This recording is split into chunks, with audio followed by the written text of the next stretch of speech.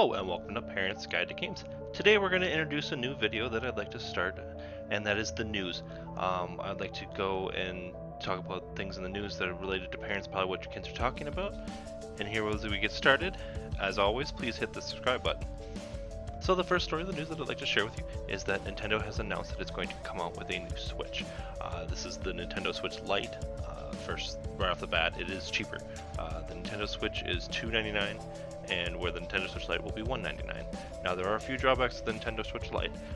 One being that it's only in handheld mode, so you can't have TV modes, you can't play it on TV, and they can't play it on tabletop mode and set it up. It comes with non-detachable Joy-Cons, no HD rumble, so it doesn't shake, and it also doesn't have a motion sensor on the Joy-Cons, so they can't separate, which is interesting because there are a few games that don't work for it. That would be clipper snips. Certain parts, you can still play Super Mario Odyssey, but there are certain abilities that will be unable to because you can't shake it, like going a little faster, running a little faster. Game's still playable and all that. It does come in 3 colors, which are yellow, gray, glitter black, and blue. 3 nice colors, really nice. Very contrasty. It's gonna be a little smaller on the screen, but fit the hands, and it'll be great. You know, if you're looking to get the Nintendo Switch, been looking to get one, your kids wanted one, and just like, hey, this is kind of a great deal. You know, it is. It just, there are some downfalls to it. Like I said, it's just a handheld mode. One very interesting thing is that they are introducing a Nintendo Switch Lite version for Pokemon, with Pokemon Sword and Shield coming out. It will be a special edition. It'll be white with blue buttons on one side and red buttons on the other, and it's going to have the two new Pokemon on the back. It's really cool. Probably the one I'd get if you've been looking to get a Switch and your kid really likes Pokemon. That's definitely the one to get. Like I said, it's $100 cheaper, so it's $200 instead of $300, which is a really nice feature, really cool thing, and very interesting. So the next news that I'd like to bring up, there was a study done here and published a little bit ago, earlier this month, and that's association between loot box use and problematic gambling.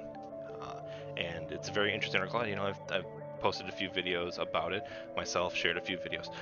What's very interesting about this is in the highlights of their article, the majority of players are familiar with and have used loot boxes, of course. Most gamers agree that the statement that loot boxes are a form of gambling. I can see that. Risky loot box use correlated moderately with gambling related measures, so you know, it's just the same feeling that you get using loot boxes as gambling, and I understand that.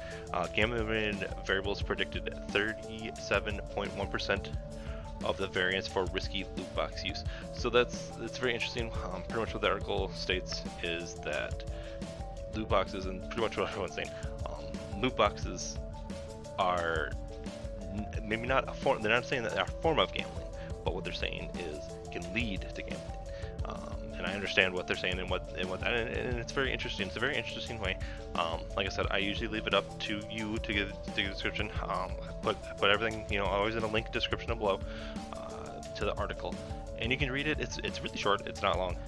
Kind of wordy and done in the medical terms, and I'm like, huh? And just it's like, oh, okay, now I understand what it is. So check that out. It's very interesting. It's interesting that people are now doing studies and looking at this as countries start to look at loot boxes. Belgium has already decreed they're illegal, so the loot boxes are illegal in Belgium. The U.S., I know there's a senator that is going to introduce legislation to make them illegal in the U.S., and it's just very interesting. And then, like in the United Kingdom, I know there was a hearing from major publishers to the government saying, hey, what do you think these gambling? And they came out and decided they're not, but you know, that's what they agreed on and what they state. So it's just very interesting of how the change in this feature, I would say, feature of loot boxes has been changing with people, and that it's going to just looking more and more into it of how things are going to adapt and change in the few years, with more studies like this coming out, more studies just coming out in general about loot boxes and what governments feel, and that, you know, it's something that the government unfortunately has to take a look at, which is, you know, the way things have gotten, if they've gotten crazy for people. So unfortunately, with the good positive notes of the Nintendo's coming out with the new cheaper Switch, is unfortunately we have to talk about a bad thing with the Switch, and that is there is currently a class action lawsuit against Nintendo. If you want to check that out, there is a description, like I always said, of everything that I typed. Always a link. Um, it's it's for the Joy-Con. If you don't understand, it's the mainly the left Joy-Con, and that it's not reading correctly after a couple months, years after use, and people are upset because they're saying that Nintendo won't fix it, they'll have to pay for it, that it will, it's going to cost a lot of money, and that it's a thing that they knew wasn't going to work. And it's a very interesting thing. I know my feelings on it. You can join it if you want, see if you have issues. But one nice thing is Nintendo has come out and said, hey, we'll repair the Joy-Cons for free. All you gotta do is contact our repair department, and I'll have a link to that exact page down there below. And I have done this myself. I actually sent my Joy-Con in earlier this week. It arrived, I think, yesterday. And so they're working on it. They're fixing it. Like, so they're going to take care of it and send it back to me. It's going to be 2 weeks, so I can't play it handheld mode with my Nintendo Switch. I have the TV version, so I can get that working and going. So it's just very interesting that people have already come up with this. Hey, we're gonna sue, But what people don't realize is sometimes when you join these, I've been in a class action lawsuit. Is in the end, you might not get a lot. You got it fixed, and once I did it, and I got like $60. That's about it. But you can join it, see what happens. I don't really see positive note to doing it. There's no real reason to it. If Nintendo's gonna fix them for free and just say, hey, just gotta contact us, we'll give you boom, done. Get it fixed. That's easy. And Nintendo's fixed it. And you don't have to go to the third party or anything. You have to ship it off, and it's gonna be 2-3 weeks. You're gonna have not Joy-Con. There are Joy-Cons you can get on Amazon for $15-20 that are just set for handheld, and you just have it in the backup in case. That's the routes you can go. But like I said, link in the description below if you want to check this out. I want to read more about it. There's 100 articles out there.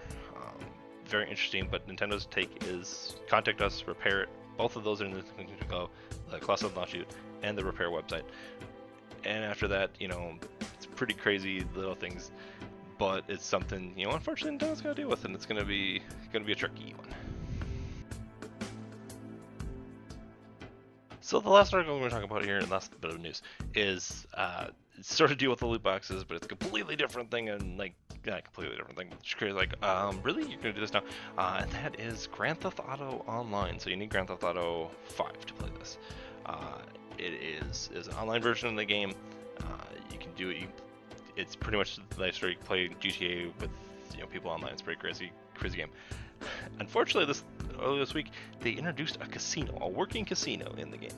So it's actual gambling, and how they are pulling away from the laws and all that of gambling, because that's a very touchy subject and a very interesting thing to do. Is that you can't? They're like, oh well, it's not true gambling because you can't pull the money out and use it. You can't have the money back in your you can put your own money into the game. Okay, with shark cards and all that, but you can't pull that money out and have I play $50, I won $100, I can't put that $100 in my pocket. You spent it's stuck in the game. So that's been their article. But a very interesting thing is that there are certain countries that if you live in, you can't play in the casino. It actually is a pretty vacant room, and if you try to go play blackjack, it'll tell you not. And there's a list, and there's quite a bit of names: Argentina, Bosnia, Chile, Costa Rica, Cyprus, Czech Republic, Finland, Ghana, Greece, Iceland, Iran, Iraq, Israel. That's just there's a big long list. I'll put them in. It's long. It's probably 30 countries. Luxembourg, just United Arab Emirates, Venezuela, Thailand, Vietnam. And it's just interesting that they've, instead of Rockstar trying to get around everybody's laws about killing, they just cut the people off. So what happens is they go, if you try to go, you can go in, because you can buy, there's a penthouse on top of the casino that you can buy for your player, and that can be yours. Boom, penthouse. When you try to go and gamble in the casino, it stops you, and it pops up with that you can't You can't purchase chips and you can't gamble. And it like gives like a big alert and like sets you back into the room, which is really interesting. Instead of, why would you introduce this?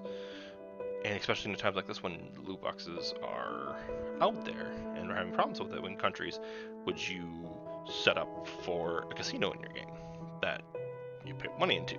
Now I know you can't take that money out physically, but you can still spend it in the game and spend it on merch. It's just one of those interesting things. It's just, I think it's a bad move on Rockstar's part. It's a smart idea, but not the best timing on things with countries. Two big countries looking at loot boxes in general coming up. UK right now and the US coming up. So it's just one of those why now things. It's just one of those things. It's just, can't see why you would have done that. So it's just a little bit of the articles I wanted to share with you today. Now, if you have any questions, concerns, or you want me to talk about anything, or for next week's video of any topics you wanted me to bring up, drop me a message me in the YouTube comments, message me on Instagram, email me.